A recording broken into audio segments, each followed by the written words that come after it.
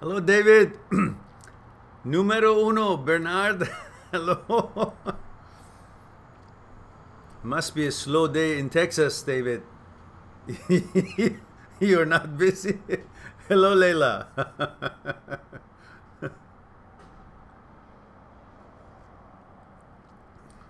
Marielos, hello.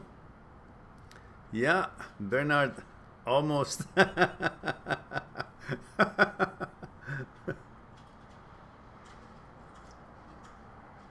Angie, hello, dear. Good to see you.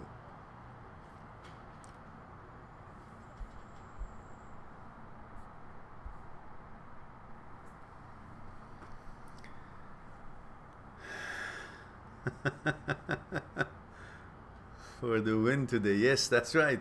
You did go for a win. It took about 11 seconds from the moment that the switch was on. But in fact, since the screen kind of got active, it was like 3 seconds.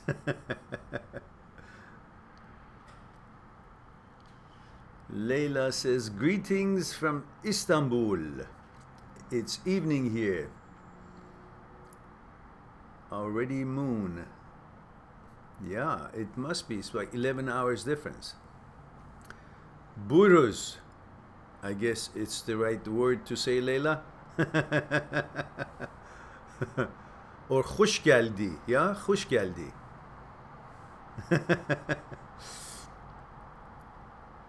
Bernard says, Mehran, how does one know this girl is for you and relationship material? Through time, through interaction, through sharing social events, such as each one of us, of course, is got conditioned in their minds, in their consciousness in a certain way, and have a certain norm and certain way of socializing. So each one of you want to know if the other person is complying or compatible with the way they behave in social settings. And for that, to know each other would be different levels. One level would be when you are together taking a walk, or when you're playing sports, or when you're doing something together, like, you know, cooking together, or a project of some kind, or I don't know, watching a movie. Or, and the other part is when you're with other people in social settings. Excuse me, such as being in a restaurant, being in some kind of a party or gathering, somewhere where there are people that you know, and places that there are people that you don't know, neither one of you.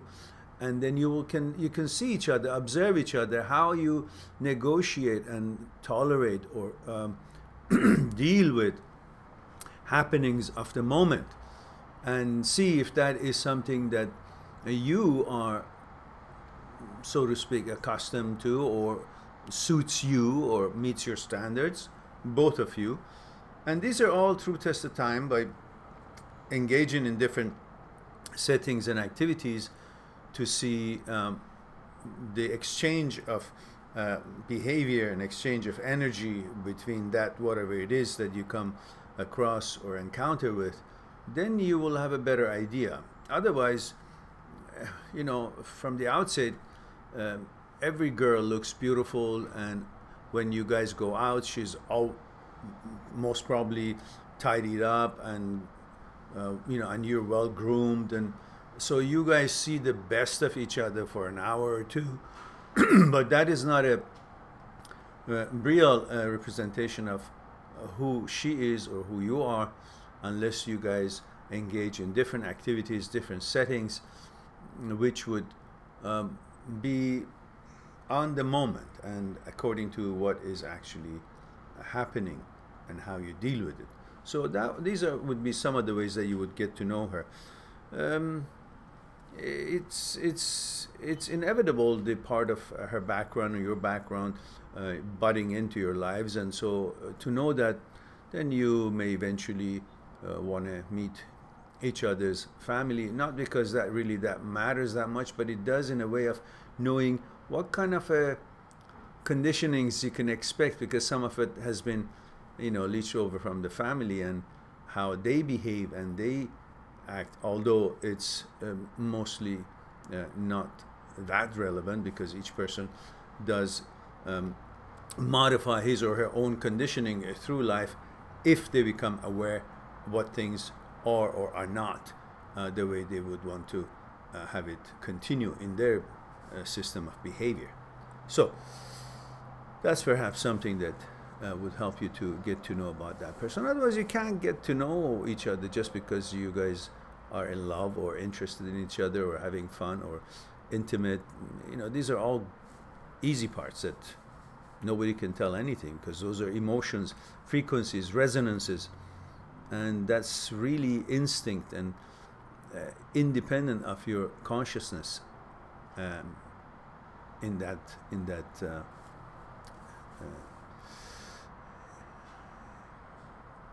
setting. Leila says yes, correct. Oh, so hoş geldi is correct. Hoş geldin. Hoş geldin or hoş geldin? Hoş means, I think, good, positive, happy, celebrative, or welcome, or good. And geldi, I think, means approaching, coming, arriving. So like welcome, you are coming here. Welcomed, you're coming here. Something like that. That's my understanding. Of course, you know better. It's not my language, but you know, it had some influences, or I've heard it when I was growing up.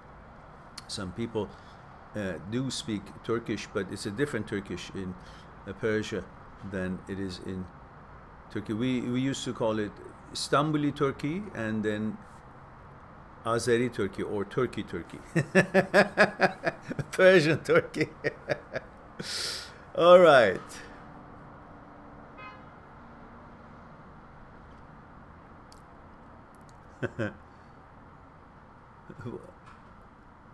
What did I solve? Oh my God, you already solved Turkish. What did I solve, Leila?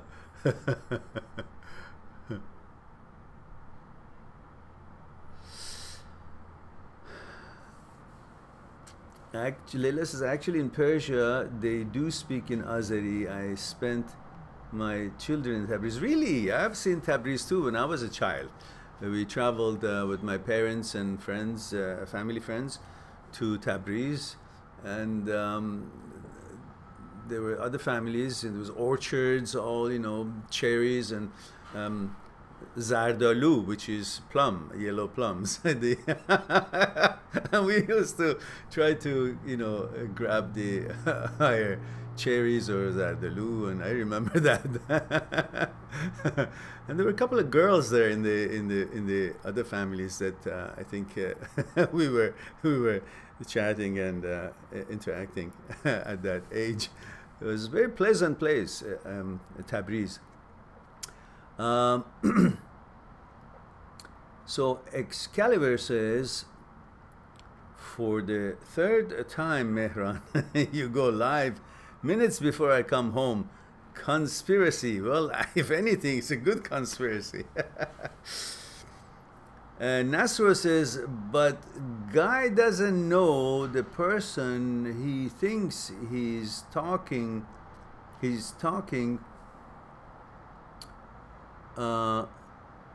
Nasro took that back while I was reading it. She's probably editing it, so I'll wait. So,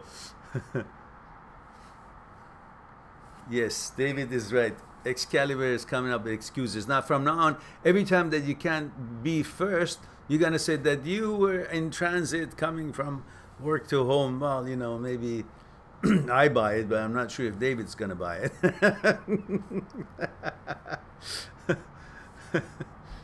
All right, so we caught up with our, oh, here it is. Nasro has a message here. It says, Hi, my dear Mehran. That's Nasro. I'm 20 years old from Atlantic City, New Jersey. That's perfect. Thank you. Complete observing the protocol. Where you tuning in, how old you are, and if you're male or female. That's what we all need. She says, my aunt who's 37, but she's dating this guy who she met on Facebook, but she's really knows the guy. She really knows the guy? Okay, I'm a little bit lost here, but I think you mean even though she met the guy on Facebook, she really knows the guy. Is it a question or is it a sentence? So help me out here, Nasro. Whoever speaks in code, then I'm going to respond in code.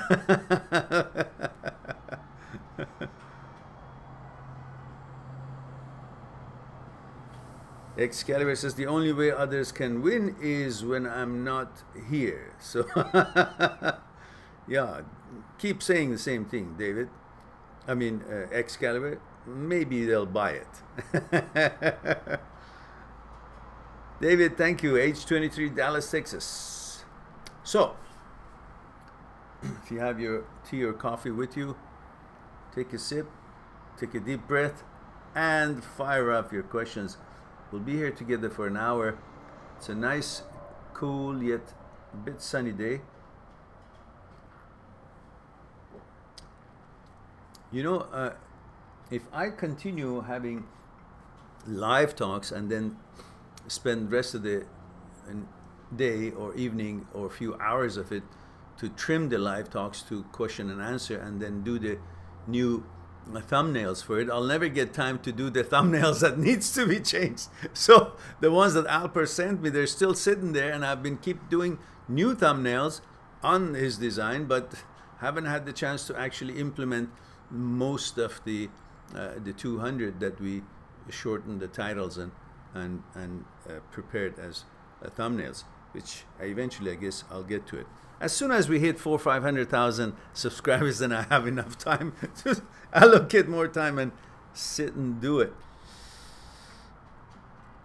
And Excalibur complains that we are all mean today. Of course we are. You know, we are accustomed to have Excalibur be #1 every time, but now he's just relinquished his role. So what can we do? We all mean to you now. Mariellis says, Mehran, I'm sure you've talked about this, but how do you stop jealousy? Yes, you're right. I've talked about this. If you go to the playlist and just look for the playlist called Jealousy, there is a playlist group called Jealousy, and everything I've said about jealousy should be in there, plus a few others that are still. Or if you just go and on the search engine, just put in jealousy, and there should be a number of stuff coming out.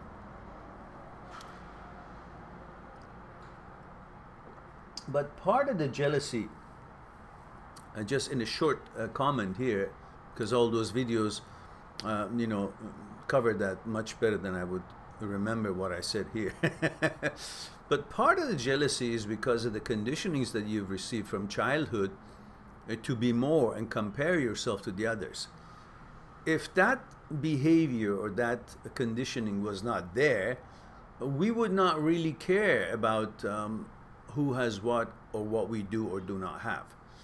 And some of us really just simply don't have that in them. For example, me, I have never, ever, ever, ever in my life remember having ever had eyes on anything that somebody else had, a position, money, things, jealousy of any kind, relationship, the girlfriend they had. It just somehow never resonated with me or existed or never was an option or an issue. I just didn't have it, didn't care. I was all focused on my life, what I had, and then through my, you know, when I was older in university, what I got involved in fortified how my nature was, which was, again, no feeling of jealousy or malice or causing harm or wishing anyone anything bad.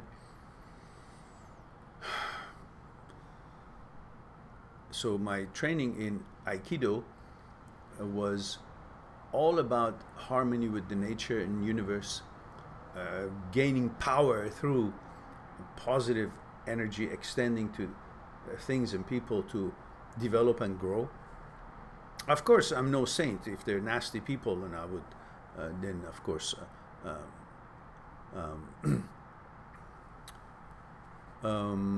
confront them and take care of the business. Or if it's about protecting an innocent, I would stand up for her or whatever the situation may be. If I see it, you know, something that was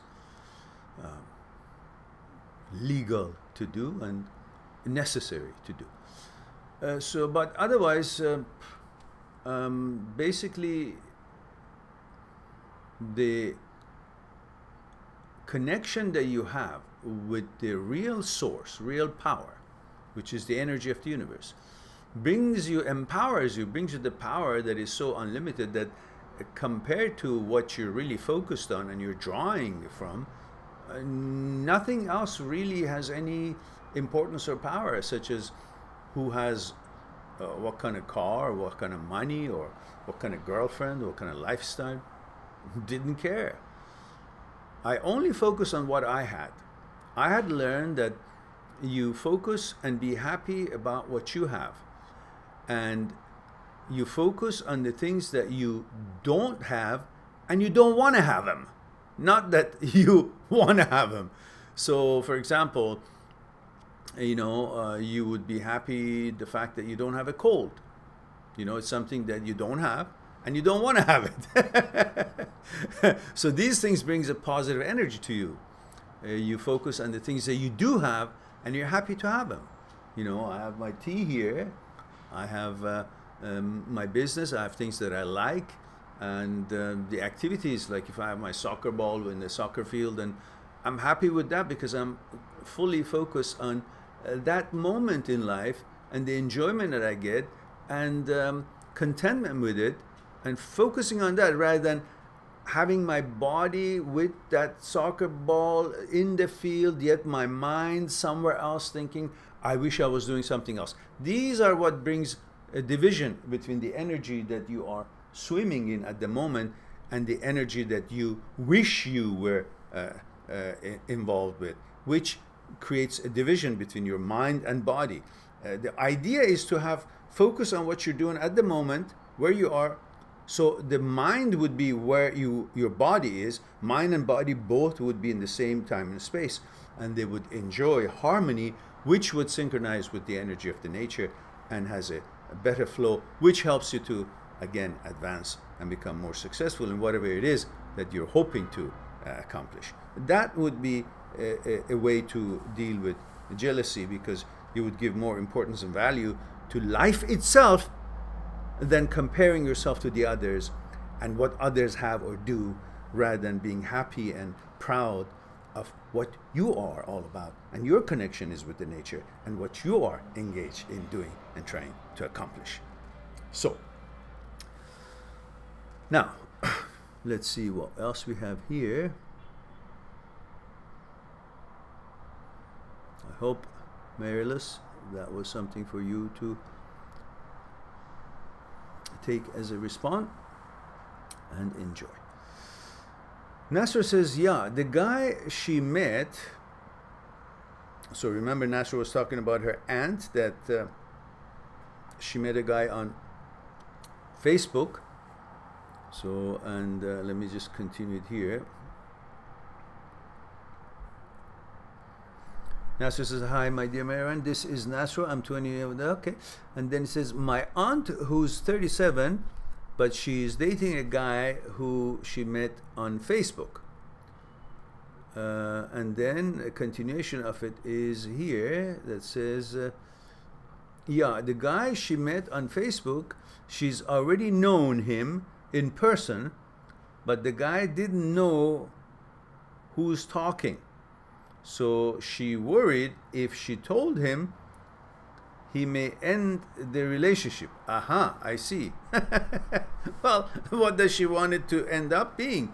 Just a, what is it, online make-believe illusion of a relationship? Or eventually she wants to make it to be a real relationship with meetings and interaction. So if she just wants to have some kind of an anonymous relationship, well, she can continue incognito. But if she really wants this to go one step further, if the guy and she like each other or seem to be compatible at some level, then they will decide if this is something they continue in real life or not. But if she doesn't, I guess she'll never know. It depends on what her motivation for this interaction on Facebook with this guy is. If she wants just to, you know, kind of have a story going for herself, that's different. But if she wants to turn it into something else, I guess that's a different plan as well. Nasru continues, says, so she went to tell him the truth, but she's worried to lose him. How can you lose something that you don't have? If you don't turn it into reality, it's just a story. So that means you still don't have that relationship. So what are you worried about? Right now, you don't have a relationship. And if you tell the guy and the guy doesn't reciprocate, then you don't have the relationship. So nothing changed. But what are you worried about? You tell the guy and the guy doesn't like you or whatever. I mean, I bet you, I see you guys haven't seen each other face to face. I mean, he hasn't seen her. Well, you're worried about if the guy doesn't like to continue that relationship once he gets to know who she is or your aunt is, then your aunt might feel embarrassed while they know each other they know of each other in social settings and stuff. I guess that's the concern. Otherwise, so what? The guy doesn't like her, so she goes to somebody else. It's not a big deal. She's too worried about the image she has of herself in the society, in relation with society, and the people that know both of you.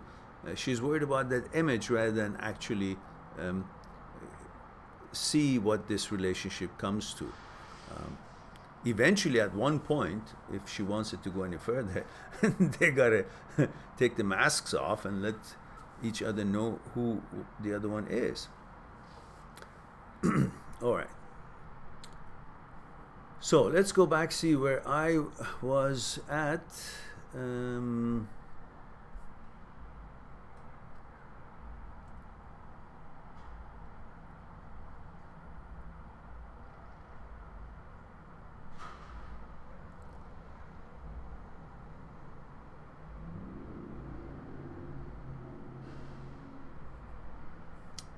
This is so rather funny. It keeps jumping up.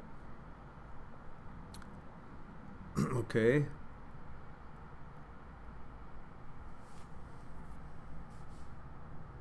Okay. I'm talking to myself, guys.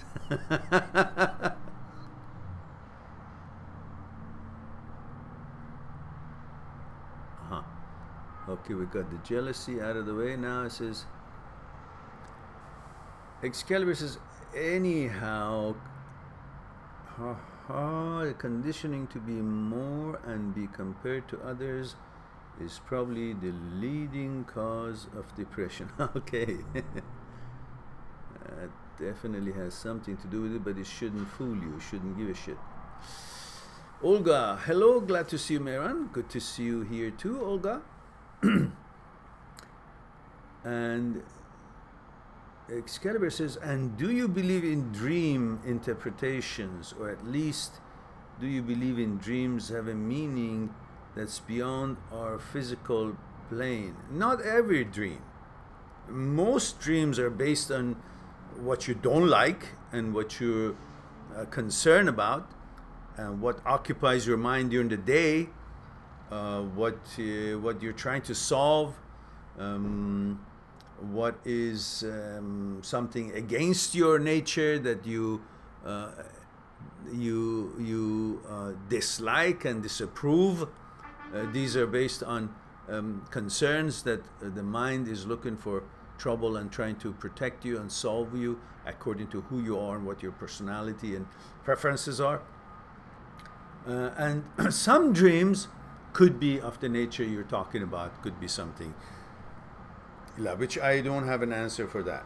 But I do understand that in order to sleep, you need to decrease the ripples of your mind.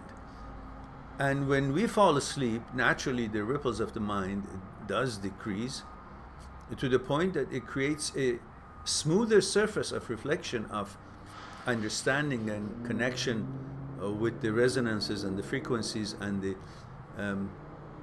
events and the energy that is flowing in the collective consciousness of the universe. And in that way, we become more receptive to have a picture or an understanding, since the surface of the brain is now smooth, so to speak. In other words, it's more receptive. Its frequency, its ability to receive wavelengths and interpretation of events and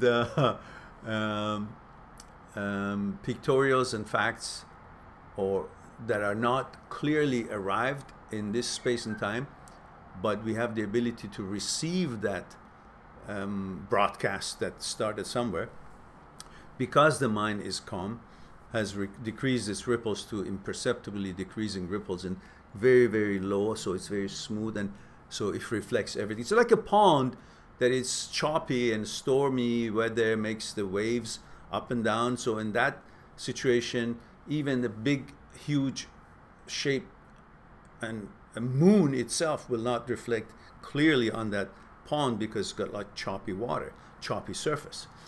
But so you can't really tell what it is, even though it's a picture of the moon, so big.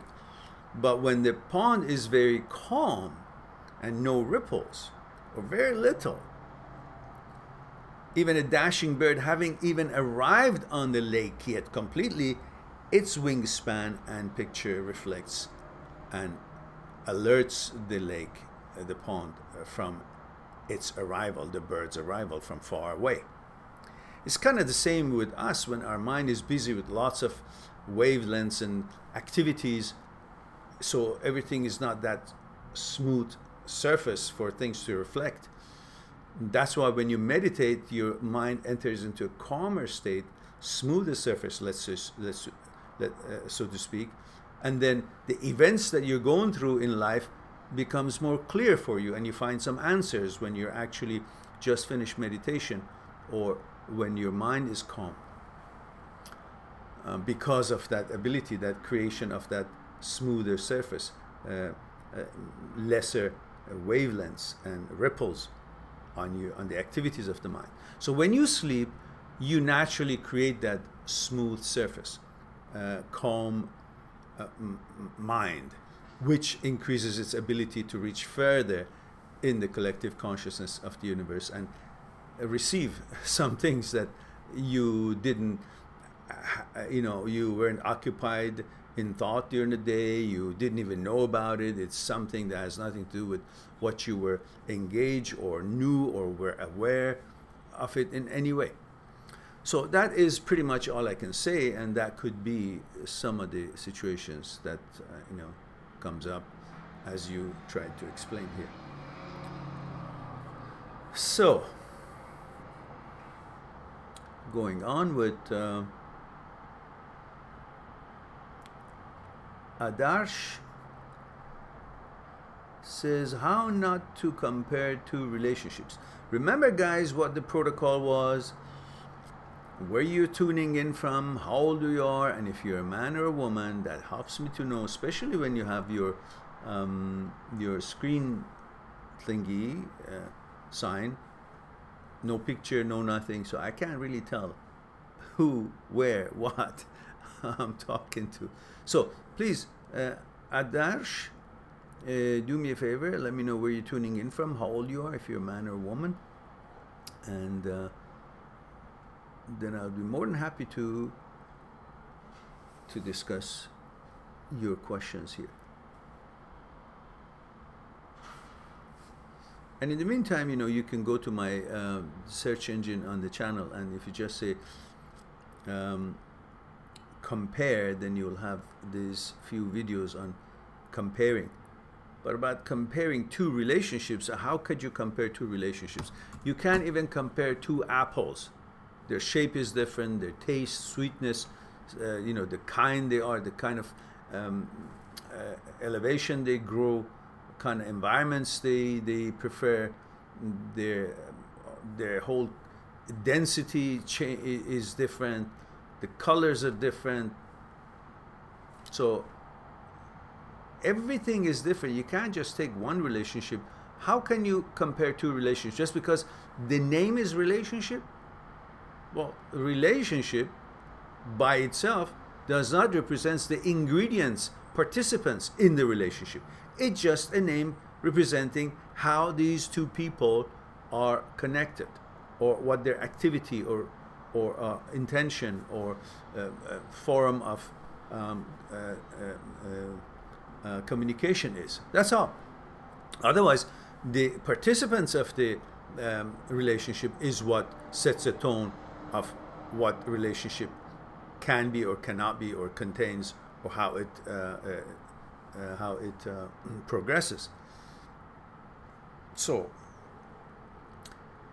you are a person who interacts with this woman, and I don't know if you're a man or a woman, I can't tell. Anyhow, when two people, let's say a man is interacting with a woman, and based on how his consciousness is put together, it reacts to how the communication and behavior of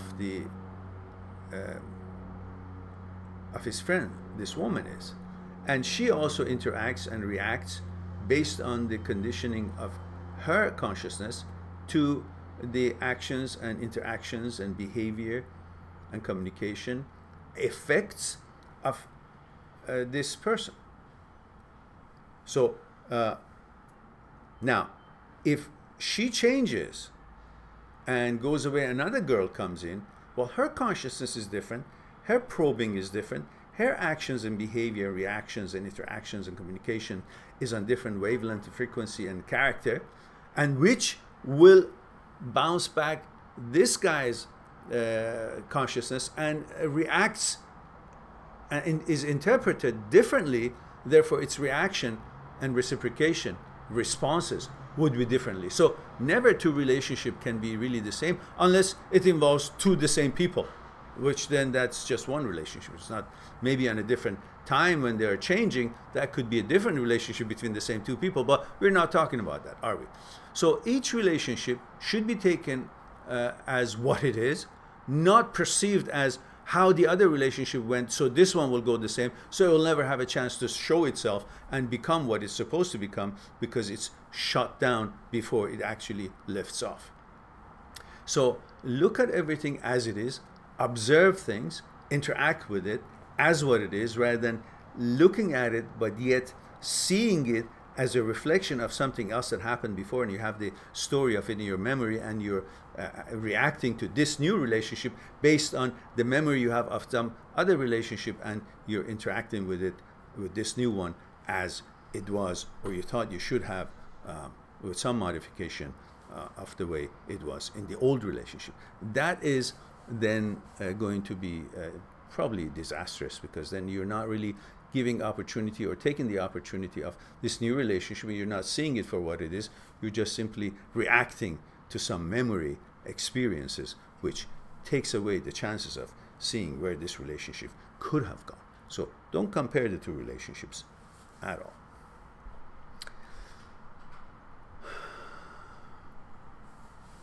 all. Thank you. 24-year-old male, India. Good. Yeah, I don't, when you guys respond, I don't see all of it right away. I have to scroll up. And if I scroll up, I'll lose your question. So I'm just going one by one. So yeah.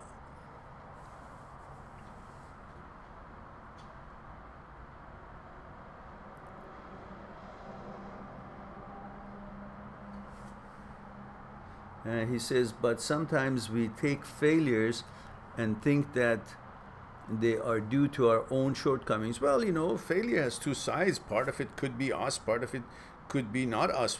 You know, you can't say that, you know, I try to carve a tunnel in a mountain with a spoon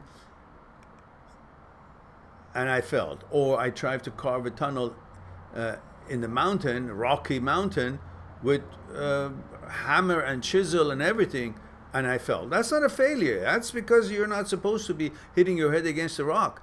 That's not the place to, you know, try to create a tunnel with regular apparatus, regular equipment, just your hands and your abilities, your smarts. That's not a failure. Just it's a wrong place and wrong thing you're trying to do. You can't make that much of a difference with your hands to through rocks and all that and create a tunnel. So the failure is when the road is open for you reasonably to advance, and yet you sabotage it and you actually don't put your best foot forward. You just don't try. You just don't take that journey. But if the road is closed, you can't say, well, I failed to go through the road. The road is closed. So if the characteristics of the girl that you're interested in is not compatible with you, well, it's not a failure. It just wasn't a match. So you go to where you can find a match. That's not failure. Just because something doesn't turn out to react to the way you want it, it doesn't mean it's necessarily your fault. It could be just the way that that thing is put together is not going to be receptive to the changes, modifications that needs to happen for you to look at it as something palatable or meeting your standards. You just got to go and find another material that could form into that, or another consciousness that is more compatible and ready to compromise and build something with you together on the same wavelength. So you got to be careful about calling yourself a failure.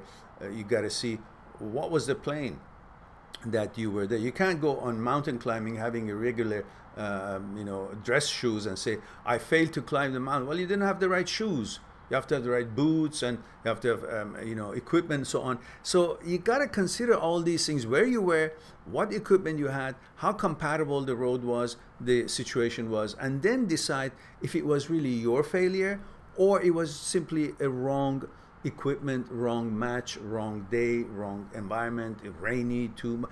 What are the circumstances?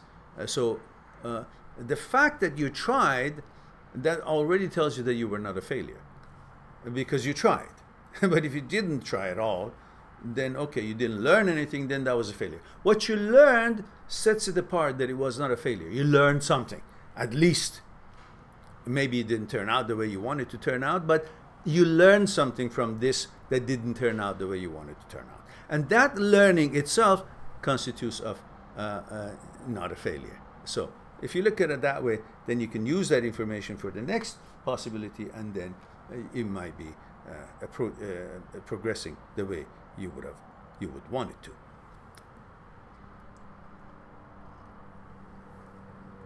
And if you think there was some things you could have done better, then consider it, learn from it, and use it in the next opportunity. So every failure is a gateway to the next success. It's a necessity for the success of the future. How many times, you know, every time you fail in finding a right road to the address that you want to, destination you want to get, well, then you're one closer to the road that actually does take you to that destination. Well, so then you can also look at it this way. So don't be so, you know, don't beat yourself too hard from the events of the life. It's all experiences, and as long as you learn from those experiences and make yourself better and wiser, then You never fail.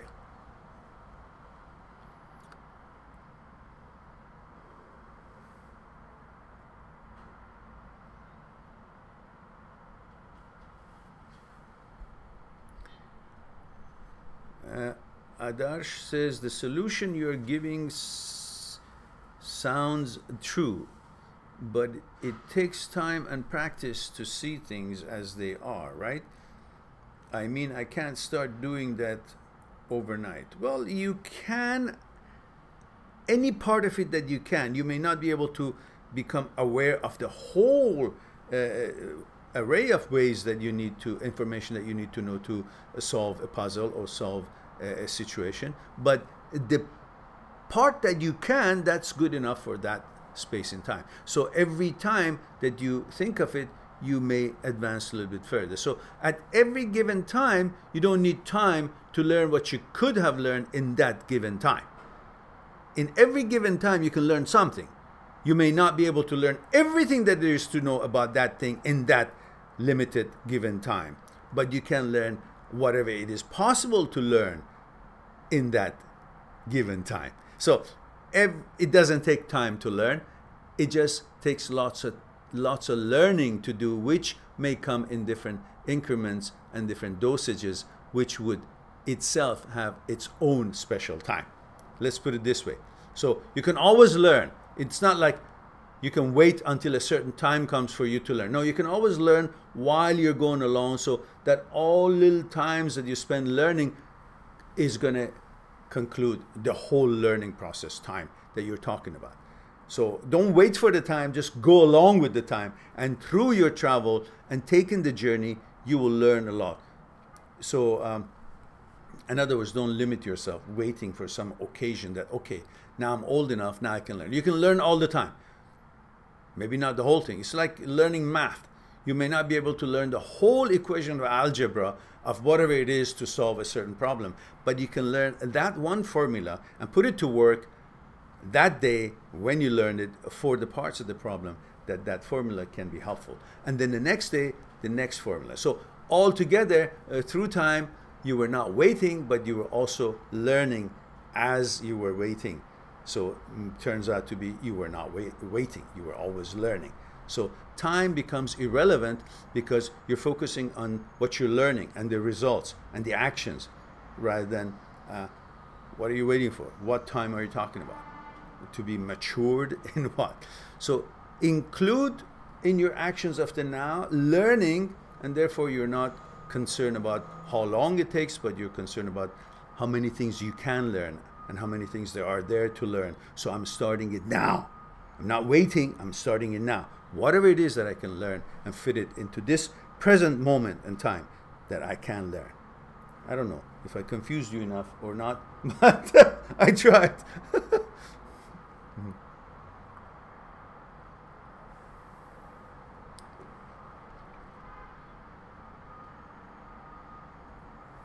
Okay, good. Adash says, so you basically helped me over a breakup and now help me look at the new relationship better. Yes, of course. Of course. I'm glad that you feel that way. So, Sally says, hello again. Hello, Sally. Let me go back to see where I have left here. Olga says, oh, you didn't read my message. I guess, oh, okay, I'll go back to it. Let's see, Olga. Ah, there it is. There is the message. So, let's go where I was. Olga, I saw your message. I'll get to it because right now I'm going back to where you said hello, and that's where I got deviated, because not deviated when I saw Adarsh's question, and then he had several pieces, so I had to go down. Now I'm back up again.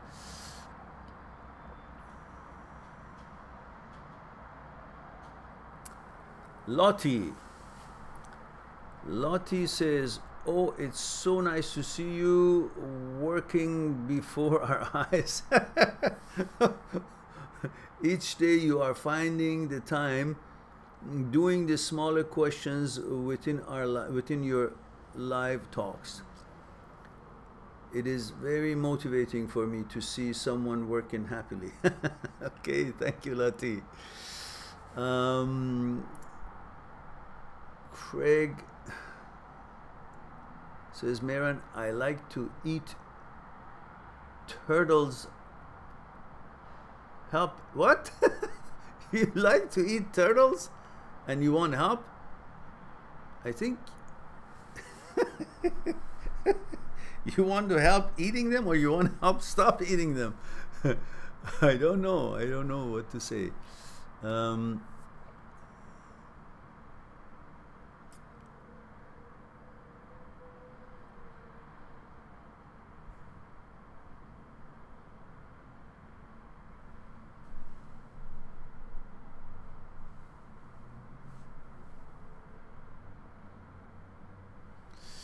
And Nasra says, so she went to tell him the truth, but she's worried to lose him. Yeah, we discussed that.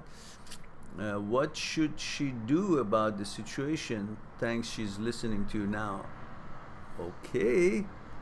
Well, I think we discussed that one because unless she wants to keep it a secret forever and just enjoy it hiddenly, well, then she may not want to tell the guy. But if she wants to see if this has a chance to turn into something physical, something real, in the way that you know, she hopes, then there is no other choice but simply letting the guy know. Because I don't really know the circumstances. I don't know if you see that guy or you guys see each other in the family gatherings or any other gathering, or she just knows of him, or is he part of the family somewhere in some distant part or whatnot. Because if that was the case, then at some outing or some gathering, she can actually, on the basis of what she knows about her interaction with the guy and the conversation that she's had for so long, she can discuss some of those similarities and compatibilities or common things that she has found out that they have in person when she meets the guy, without really telling him who she is. And then maybe that sparks an interest and becomes real. And then you will see if the guy is responding the same way he was responding on Facebook now that he has seen you, because you're interacting with him on the same level you were interacting with the same information you had from him or shared with him on Facebook without him having seen you. But now that you're with this guy in some outing or some setting, gathering, you are using the same kind of information and interaction that is palatable to both of you in person, and you can see his reaction, because now his reaction would not just be to the mental discussions and things that you had in common, would also include, his reaction would include his interest or disinterest about how your aunt looks or physically behaves or affects the guy. And also she can also reconsider and see how she is affected by the guy now that she knows a lot more about the guy. So perhaps a little kind of a spy work incognito. and if she sees that, okay, the guy seems to be reciprocating positively now that he knows who she is, and the conversation goes just as good as it was going on Facebook, and the guy becomes interested in her, not in her ghost that he has been interacting with on Facebook. So maybe that would be, then she decides, okay, that's a good time to maybe let's see what happens in the future. And if the guy expresses interest further, then she can say, well, you know, by the way, you know, we know each other for a longer time because I'm the same girl that you've been interacting with on Facebook. And obviously, I don't know, obviously, I can't say obviously, but perhaps she's concerned of something. I don't know if she's concerned about her physical appearance, or if she would be a looker in the eyes of the guy, like if the guy would like the way she looks. I don't know, these could be some of the questions that she has, and I can't make comment on it because I don't know how she looks like, or if she is the type that the guy is looks for, or if the guy is the type that she's looking for. So all of that is really now in her hands. I just could maybe throw in a couple of suggestions. Nasra says she's worried because they've been talking on the phone almost 8 months. Holy macaroni.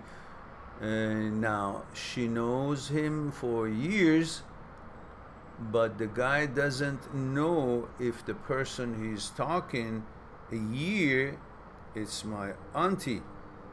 He tells her that he loves her. He tells her that he loves her, but she lied everything about her now. About her. Now she wants to come clean, but she's worried too much about what he will do after he finds out the truth. Well, listen, this is what happens. Either the guy says, hooray, yeah, you're exactly the girl I've been looking for because I like the way you talk and I like the way that we had communicated before with each other, and I also like the way you look.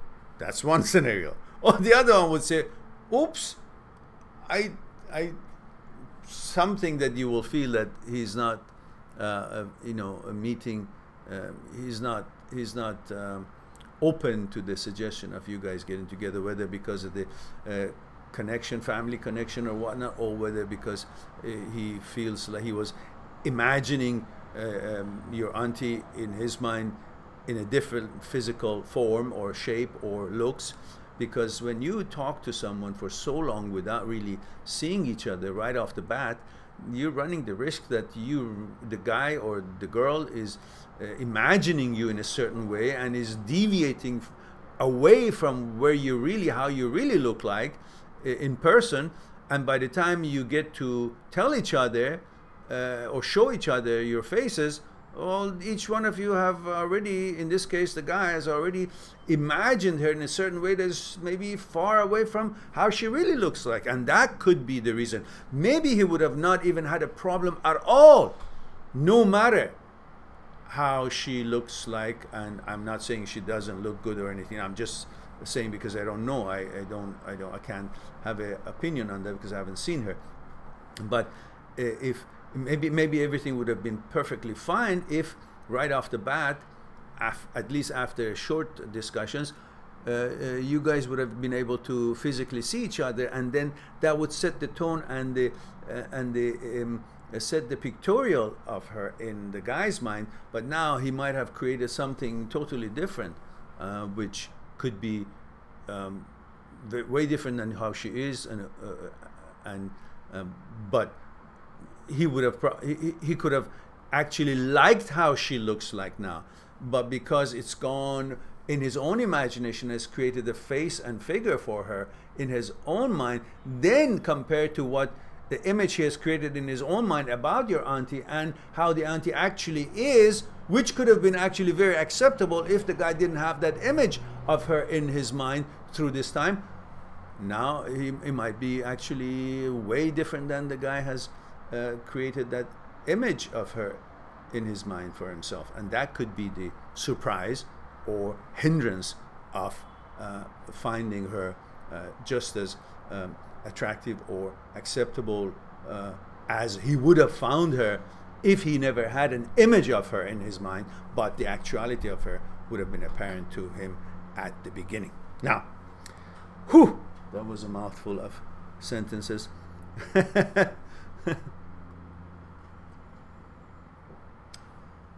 And Nasru continues, he loved her, but she lied everything. Okay, now, all right, okay, so we discussed that. All right, I hope that would be something helpful to your auntie, Nasru. And auntie, be more confident about yourself. Doesn't matter, don't hide yourself.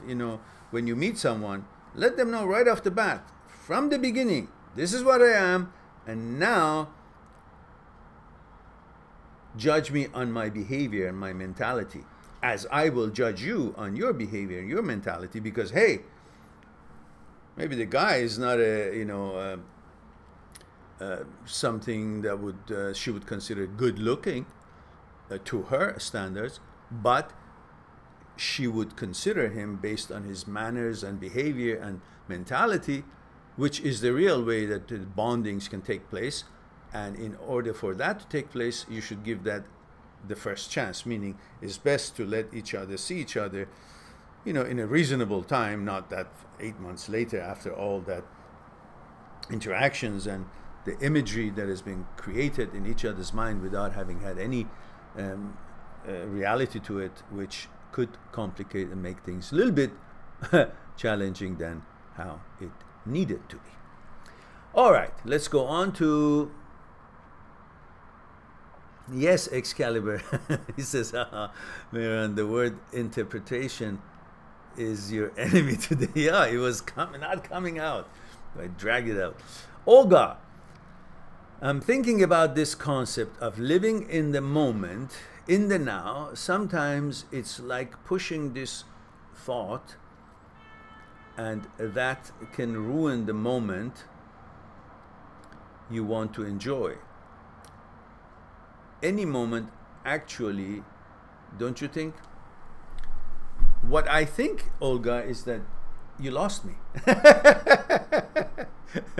That's the problem with writing. If I can't hear the voices, tone, or facial expressions and all that, it'll be rather, and if it's not really written the way that I could follow, it could be challenging.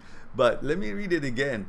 I don't know if there's a function on this YouTube streaming that I could hear your voices, and if I could do that, that would be much better. Everybody can hear everybody's voices when they come up with the discussion, and that would be great. You know, I hope that when we have enough finances, I could have some kind of apparatus that, or a system, the program for a seminar type thing, that I could hear everybody's voice, and at time that they have a question, I could open that and everybody else can hear them and so on. That would be much more efficient as well. So I read again. Olga says, I'm thinking about this concept of living in the moment, in the now. Sometimes it's like pushing this thought, and that can ruin the moment you want to enjoy. Which thought? Pushing which thought? The thought of living in the moment, or the thought of something else that is interfering with you living in the moment? That's where I'm lost, I think. It ruins the moment you want to enjoy. Any moment, actually. Don't you think so? Are you saying that you want to live in the moment, but thoughts interfere with the moment? And as we discussed in another video, that thought replaces the actuality. A thought attempts and tries to hijack actuality and replace actuality. And that is the same way on the line that we talked about. Consciousness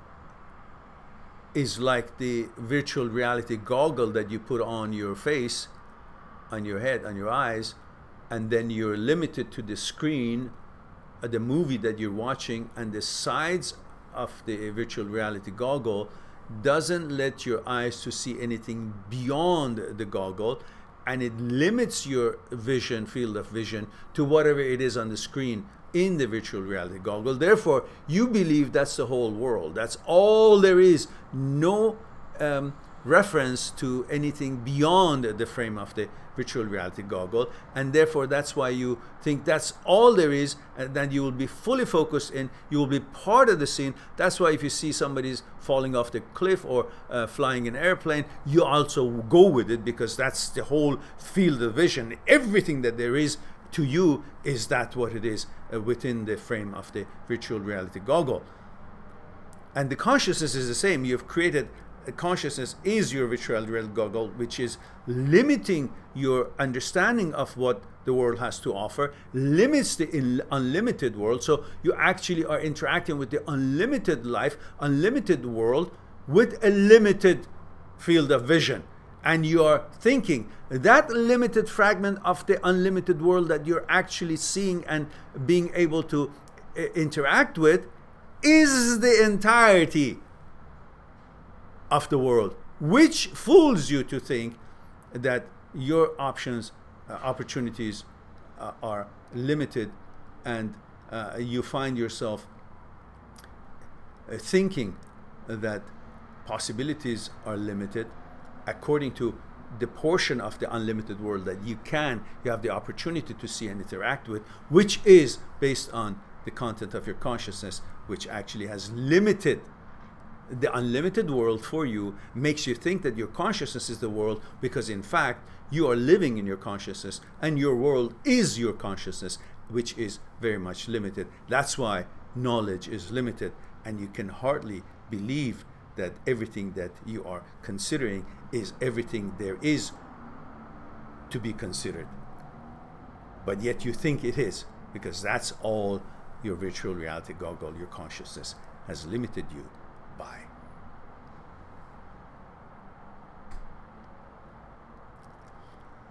So,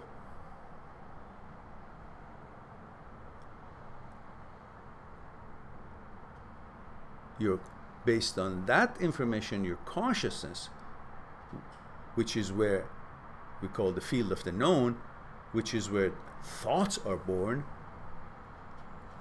thinks that is the reality and actuality, the thought, and the thought therefore tries and sabotages the actuality and tries to replace the actuality. That's why often you're thinking of something and you think that's true and you believe your thought, because that's coming from your limited world, your consciousness, which is a fragment of the actuality of the limitless world, but you think of it as the extent of the world because you're looking at it with a limited knowledge and limited field where you think it's representing the whole entirety of what's available out there, which limits your abilities in life. But if you take the goggle off, you will see, wow, there's a world out there. There are other scenes, other screens, and this, what I was watching, wasn't the whole entirety of the world, and I didn't have to be affected with it so much because compared to that there and that there is no cliff, there is no flight here crashing or lifting off or whatnot. I can have other options, I can see other things, and you compare your situation with the reality of much more opportunities out there. And the same thing, your consciousness, when you step out of your consciousness, then you see the freedom of life and the limitless of life. And you will see the actuality of life to be unlimited rather than seeing the unlimited world through a limited field of vision and information, which is bound by the content of your consciousness. Whew. Let's see now. I hope I answered you, Olga. Huh.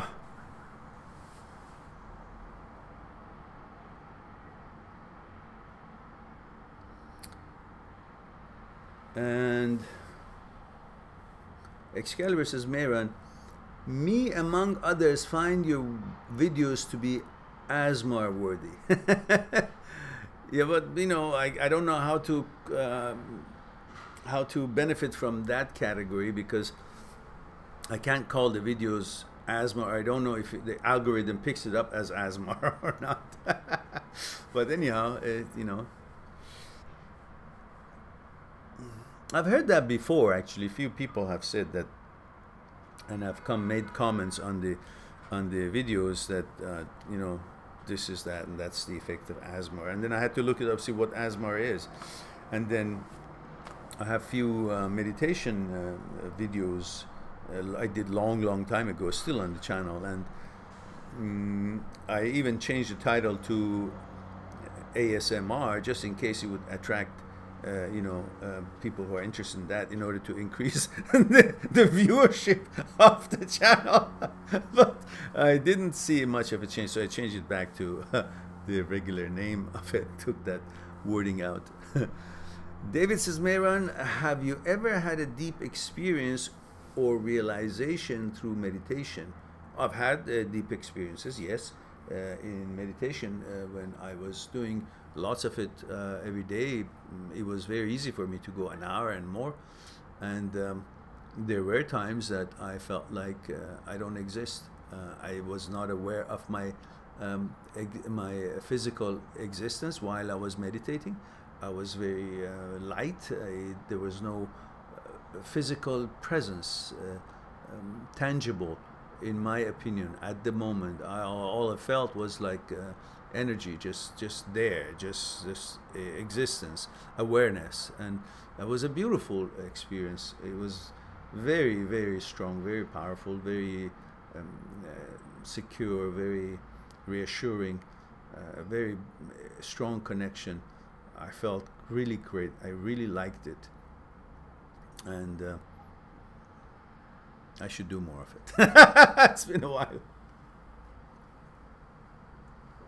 I don't know if that's what you meant, but that is what I understood. And here now we have Lottie says, when we are learning, working, we work alone or in team. When we are learning, working, we work alone or in team.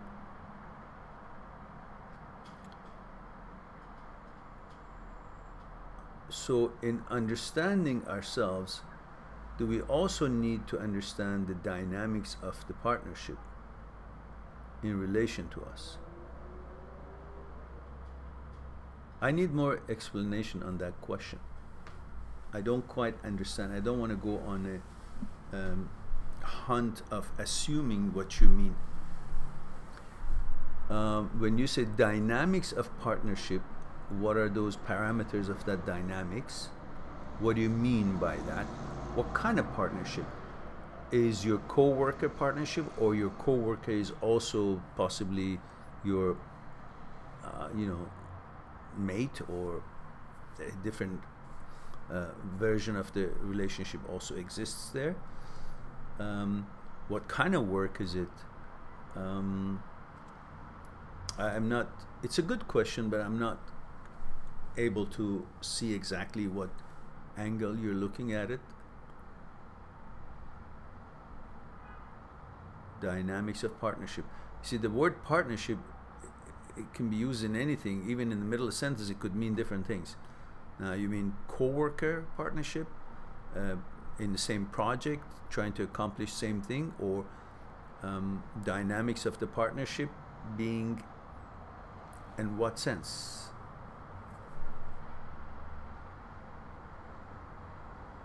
Because if I start talking, I can go on, and I don't want to go on the wrong tangent here. Because, okay, Olga says, oh, you didn't read me. Oh, I did read this, and that's why I went back. So that's not, I guess that's an old question.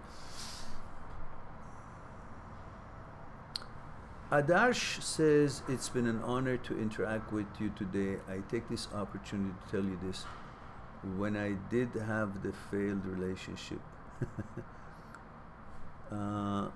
my pleasure. Adash says, it was you who got me out of it. Oh, okay, good. And today I got a chance to interact with you directly. Thank you so much. You're quite welcome, Adash. I appreciate you having had the time to join us and interact with us. And I'm delighted that you feel good and you're out of your previous situations that you mentioned. And look forward to see you always advance and be strong and learn and use what you learn in your life to better yourself, a better version of yourself, and better life situation for yourself. So Nasro,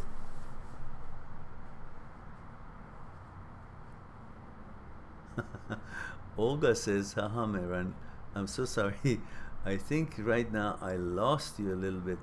I was trying to say that the thought I want to live in the moment can ruin that same moment because it's like pushing yourself. Aha.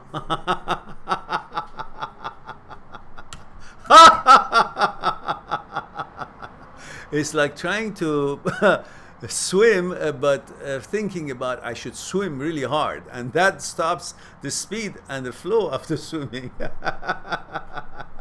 That was an easier question, for God's sake. You should have made that clear from the beginning, letting me go on and on and on and just go out of breath by the end of it. So I'm going to mark your name in my little book. It's a bad girl. Letting me go on and on. Okay, now, yes. Being one with the moment, it doesn't mean that you should say, I got to be with the moment. Let me focus, because trying to focus more than the fact that you're focusing, it takes you away from the actual focusing. So all I'm saying is that be aware that this is where life is happening, the moment, whatever it is doing. In Aikido, we learned a long time ago, keep one point. Keep one point was the expression that our instructors use, coming from the headmaster of the founder of the Aikido that we were training from Japan. Keep one point was supposed to let us know that the mind and body should both be focused on the same point, meaning having the same presence at the same time and space, coordinated, so we would manifest our total power, the entirety of our understanding and ability to interact with the flow of the energy and be one with the nature. How can we become one with the nature when we haven't become one with ourselves? And ourselves, it consists of mind and the body, and the mind is floating all around and the body is here. So the body has a center of gravity and is focused where it is, and it's carefully, you know exactly where it is, like everything else in your body, your finger, your nose, your ears, you know everything where it is in your body, and you know where your body is in comparison to the life and the time and space that you are. But your mind is all over the place. So in order, before you can become one with the nature, you got to become one with yourself, which is train your mind to also be occupying a space in your body, so mind and body both would be present in the same physical vessel. Even though the mind is not physical, but mind will also have its concentration point at the same point where the body's weight is focused, the center of gravity of the body, of the physical entity of ours. So that would be the one point that the master was talking about, which we talked about it in other videos, and I have discussed it in my book, Me, My Psyche and I. It's a small point, hypothetical point below the navel, which mind focuses there, and body's natural weight is also focused there. So then the mind and body become one. Therefore, you now are one coordinated entity. And then you can become one with the nature, because that takes place naturally. When that happens, also becoming one with the nature happens. So that's why you saw me on that video that's talking about the end of fear, the seminar I did in the local university, which I put the link here for you guys to see, that the student's trying to lift me up. That's why he couldn't lift me up, because I focused the mind where the body is naturally falling its weight, focusing its weight, which is that very small point in the lower abdomen. So the mind and body were coordinated together. They were in the same time and space.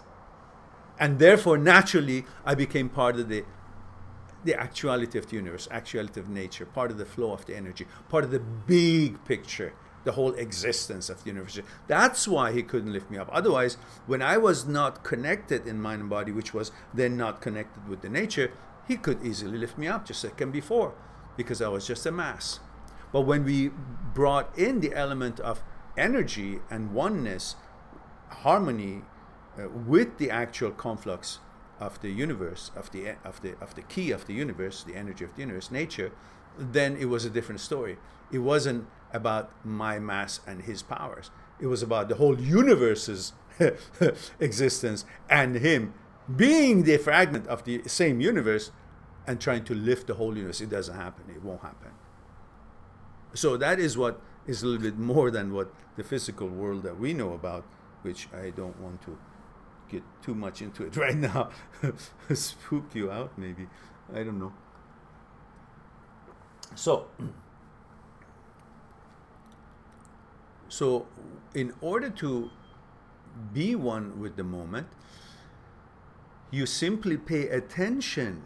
You bring your mind to attention to what you're doing, which is the same as bringing your mind from all over the place and focusing on the small point, which is in the lower abdomen, which is where the weight of the body is naturally concentrated, focused.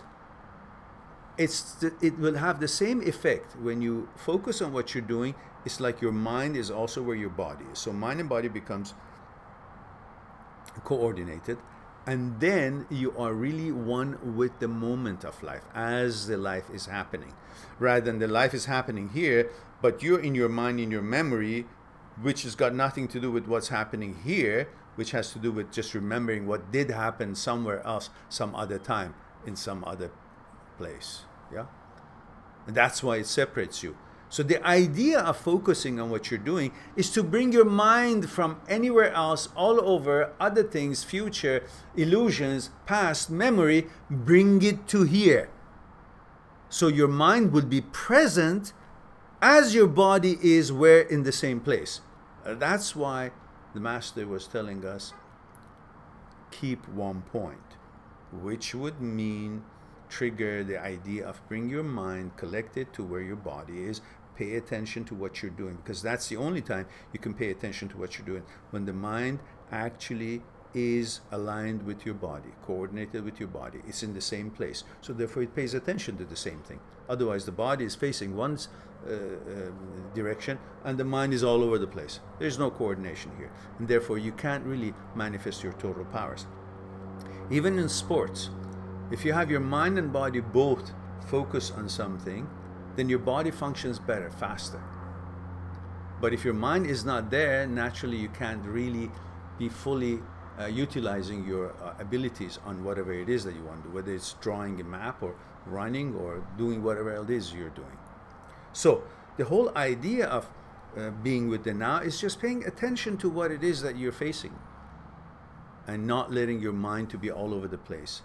That's where what the attention does. And that's good enough for you to be with the now. You don't have to push yourself, oh, focus, focus. No, you just pay attention to the details of what you're doing. That brings about focus. So I hope that would be something more usable. Now you got me talking about two different things with the same questions. Naughty girl. So that's right, Sally, you tell her. Okay, now, whew, I need a banana or something. I run out of energy here. Just Olga, let alone what else is awaiting me here. How many questions do we have here? Tony, Mehran, Tony, Florida, USA, 26 male. Thank you very much for the protocol, observing it. My ex-girlfriend, Tony says, told me she was talking to a man.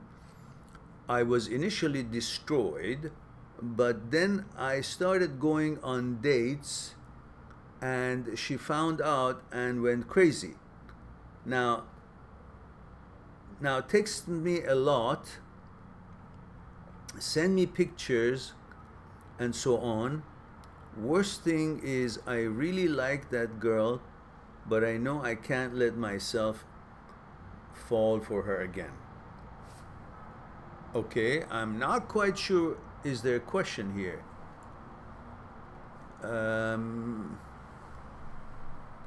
My ex-girlfriend told me she was talking to a man.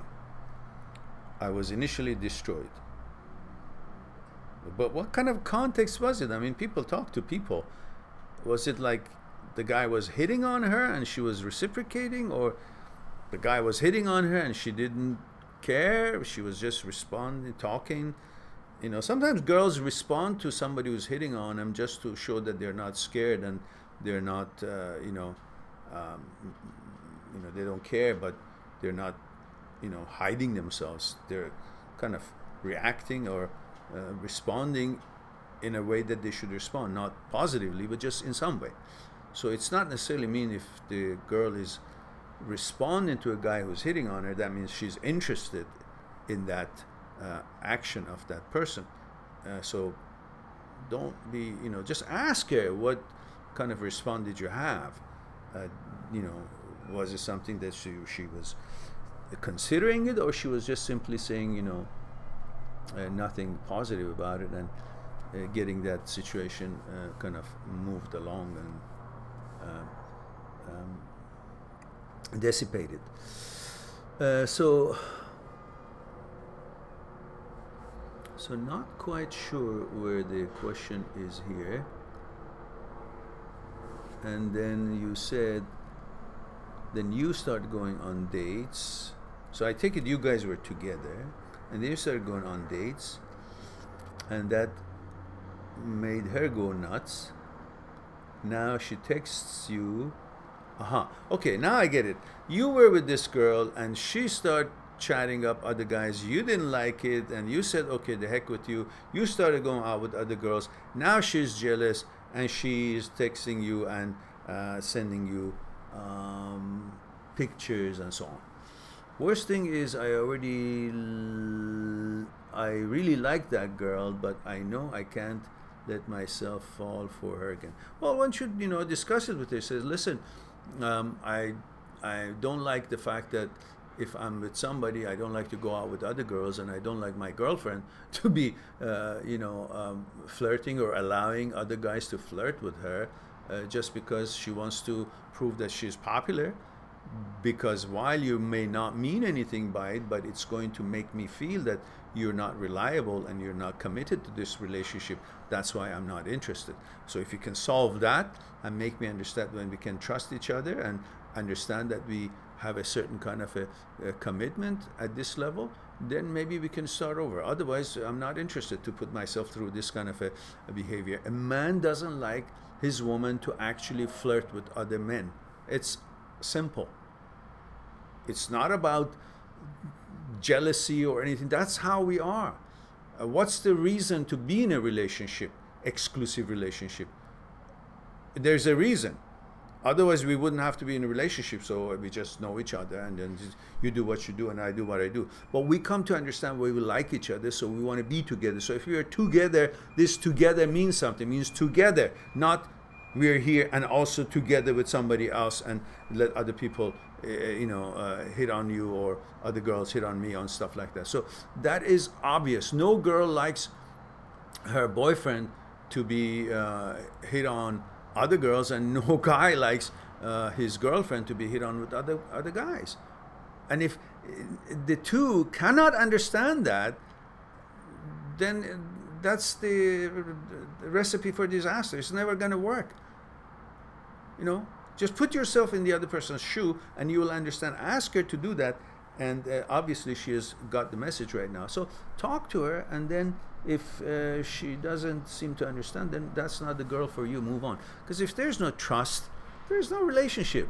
I mean, you don't have to worry about then. Look, guys are programmed to hit on girls, so they're gonna hit on the girl. It's up to the girl to actually diss them, interact with them, discourage them, or just simply don't pay attention to it, or how she interacts with it or treats that. Otherwise, you can't think that guys not gonna hit on the girls. Some don't have enough morality, and even though when they know that the girl is with someone or is married or is in a relationship, they're still gonna hit on her. So it's really That's their program. You can't blame them. Every guy does that. I'm not saying it's good, it's terrible, but that's how it is, which, you know, I would like to discuss with you guys about this matter later. But basically, this is up to the girl to actually show that she's not interested clear while she's in a relationship, and not share any kind of these reciprocate to these kind of interactions that other guys you know, approach her while she's in a relationship with her boyfriend. These are just simple rules. I mean, expectations, natural expectations. It has nothing to do with jealousy. It has nothing to do with any label that you want to put on it. And, you know, and the girls usually like the idea to be paid attention to. They feel good about themselves. There's some jack in the street just, you know, comes on to them or hits on them. They don't want to reciprocate it, the girls, but they enjoy it. They have to understand that is not something that their guy will actually find it innocent or enough reaction to a uncalled for hitting on her. The guys like to see the girl to stand up for herself and understand that she's in a relationship and she doesn't want to give this kind of a clue or signal to some guy that hits on her that she would actually entertain that. It's simple. Just reverse. If the girls reverse that, they would also see that they wouldn't like it if their guy reciprocates to some girl hitting on him. It's just the way it is. And that, you know, you can't call that any label that, oh, you know, it's just the talk. No, it's the same thing. If the guy talks to a girl, the girlfriend's gonna go nuts. But if the girl is gonna be hit on some guy and her boyfriend says, hey, listen, you know, she's gonna say, oh no, what are you talking about? You're being jealous. Don't do that. It's the same. So the girl should understand that. But, you know, the conversation depends on what kind of conversation. It's a regular conversation, you know, the girl responds to it because she wants to show that she's strong. She's not afraid of somebody talking to her. But depends on what kind of a talk is it. If it's out of order, then she should call it out and she should just move on and don't let that to be a signal to the guy that it's okay to hit on her. These are little subtle things that you may want to consider and pay attention to in any relationship from both sides, the men's side and the women's side. So that creates a certain kind of a respect in each other's eyes for the other person, the other partner, and then that's perhaps on the road to create that confidence and trust in the relationship between both of the partners. Okay, now, where was I? I digressed. Did I? Ah.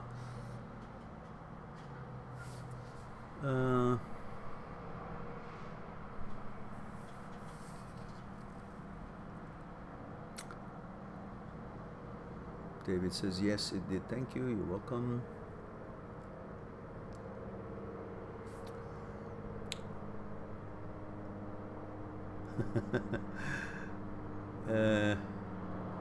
Sally says, like I said, bad Olga. Yes, Olga.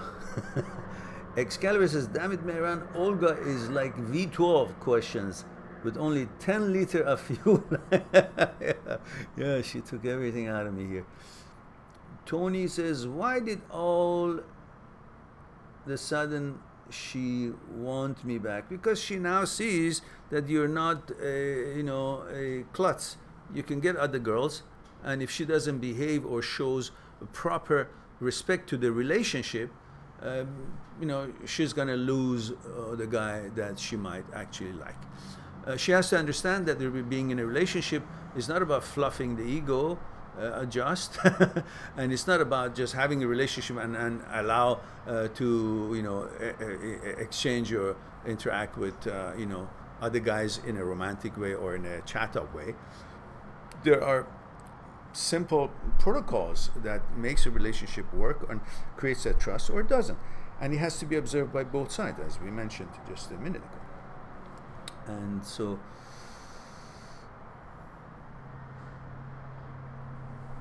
and Tony says, I also have another question.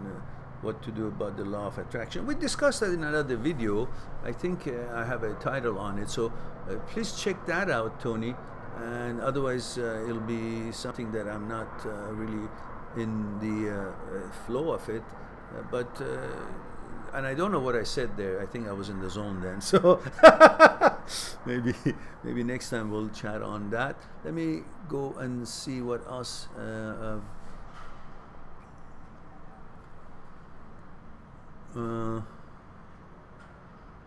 Excalibur says, because she realizes you might be higher value than she thought. Oh, I see. Excalibur is responding to Tony's question.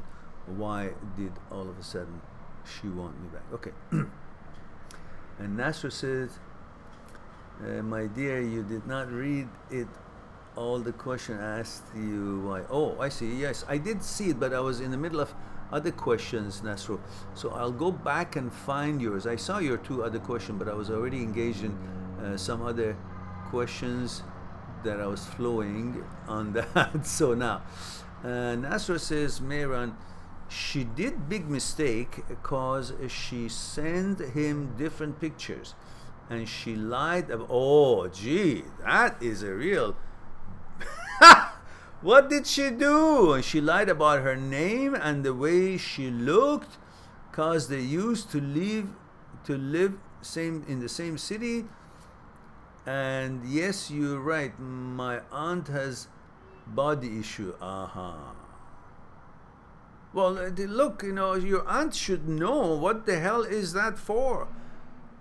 You are already talking to the guy likes you for 8 months on the phone, and then you send a different picture than yours of some other girl to the guy.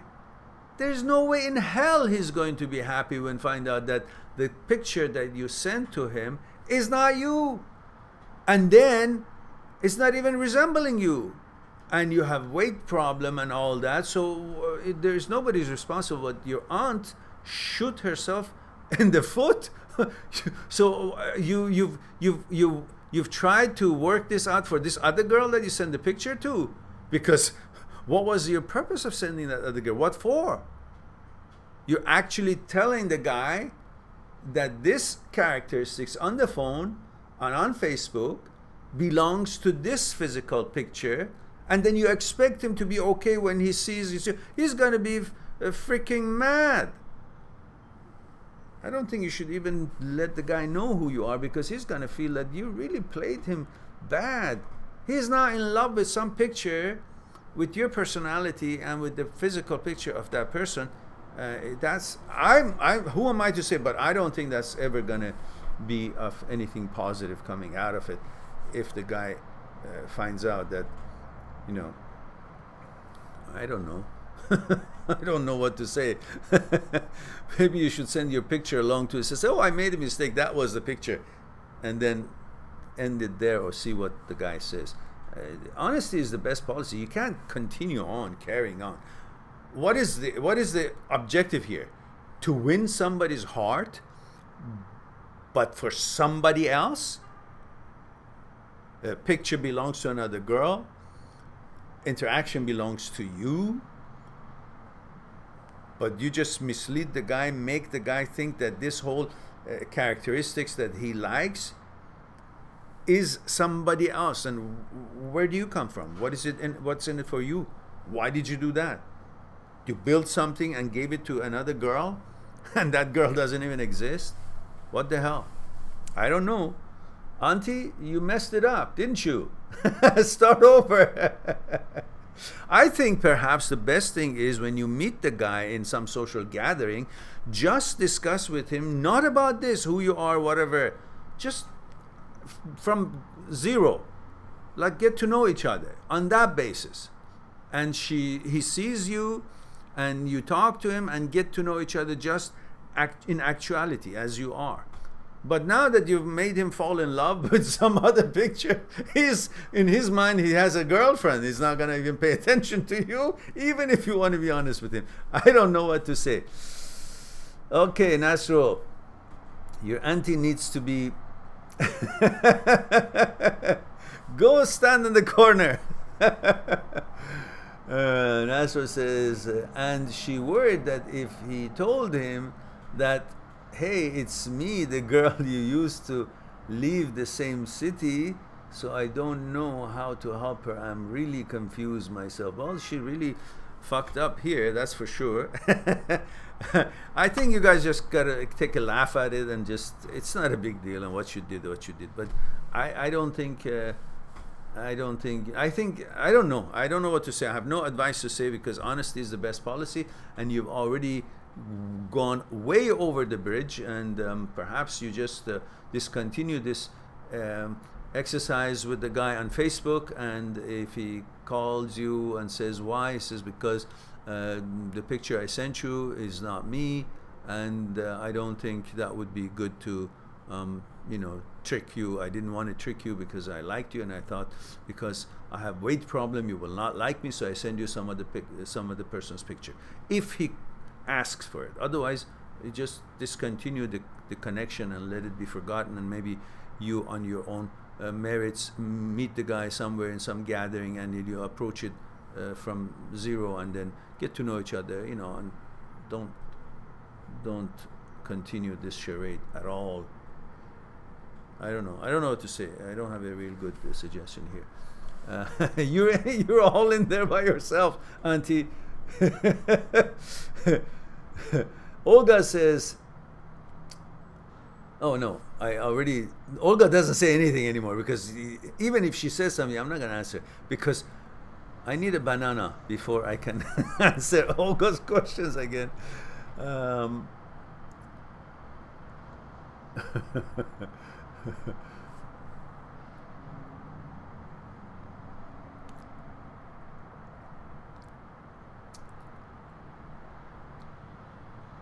So,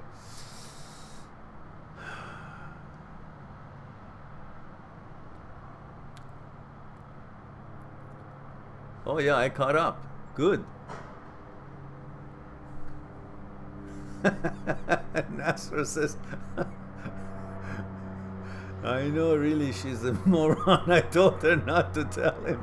Just disappeared. Very much. Just disappeared.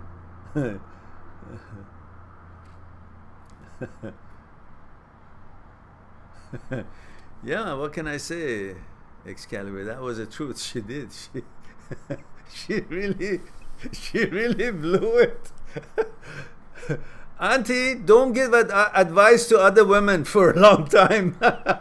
First fix this up. Walk away from it before it gets really too messy. Nasra says, I'm laughing hard, but she's crying. I told her that was a big mistake. Of course she's crying. She should be crying. You know, you messed up the whole thing. What do? You just fix the guy up for 8 months for some other girl, and you can't even present the girl, and you can't even introduce the girl, and it's all for you, and you can't even introduce yourself. So I just leave it. Just leave it. If the guy comes back and says, what happened to you? I haven't seen you on Facebook anymore. He says, listen, you know, I made a bad mistake. I think I like you very much, but because I don't look like the girl, the picture I sent you, I think it's fair just to discontinue this, because you know, it went too far. I wanted you to like me, and I don't know what I was thinking. I sent a picture of somebody else. I have a weight problem, and I don't feel confident that you would like me. That's why I never I did this, and I'm really you know, I don't think I should continue this. That's it. And I think that's, again, something toward being honest and saving yourself. Otherwise, and you have another choice too, Auntie. Just go and lose the weight with exercise and healthy eating and healthy lifestyle, and then, you know, maybe a year later, if depends how much weight you think you have to lose, and get in shape and so on, and maybe that's a motivation for you. And then, you know, you see the guy says, you know what, you know, you don't even have to tell him about this, I guess, but just start from zero with the new body and new shape and new look and all that. Maybe that would make you happy, because it's a motivation for you now to do something that you perhaps wanted to do it all along. So you're young, and so there's lots of time for you to accomplish this task, and you can. And I'm sure Nasro can help you out on that. And Excalibur says, Mehran, first thing you do now is have 2 bananas. Oh, that's for sure. I can't wait till I end this and go to the banana section. The the Mehran fuel gauge is near empty. Yeah, and it's all Olga's fault. These Russians, you know, they just they're into fuel business. She just emptied my fuel. Olga says, haha, guys, it was not the right moment today for me, I guess. Yes, Olga. But anyhow, I'm glad that well, it was good questions, even though one of them wasn't yours, but I'm glad that we went there that far. It was quite an interesting topic, I guess, when I listened to it and see how I just actually put it together. Anyhow, guys, we caught up. I wanted to tell you that I thank you very much. I enjoyed it thoroughly to be here with you guys, and I appreciate the fact that you guys had the chance and gave me your time and stayed here and enjoyed and participated. Please do like the stream before you go, and please do share the videos on your social media. Please do check out the new video that I came out with, which is called The Love of Your Life. Do you know her? If you haven't seen it, please watch it. And also don't forget about the video I made a month ago, which is called Where Does the Breakup Pain Comes From? And I trimmed lots of videos yesterday and day before, so we've got uploads coming every day. It's prepared, already scheduled, and of course live talks coming pretty much every day, maybe at least 4 or 5 times a week. And with you guys sharing your videos on the social media, videos that you like, and perhaps sharing the site mindthatseekstruth.com, going on the site and encouraging others to do the same, and perhaps pick up the books or look at the table of contents and the chapter, sample chapter for enjoyment on the site of the books. These will all help us to maybe have a better presence on YouTube. In the meantime, I hope you'll take good care of yourself, and look forward to talk to you again. Be good to yourself, to the others, and I'll talk to you soon. Bye for now.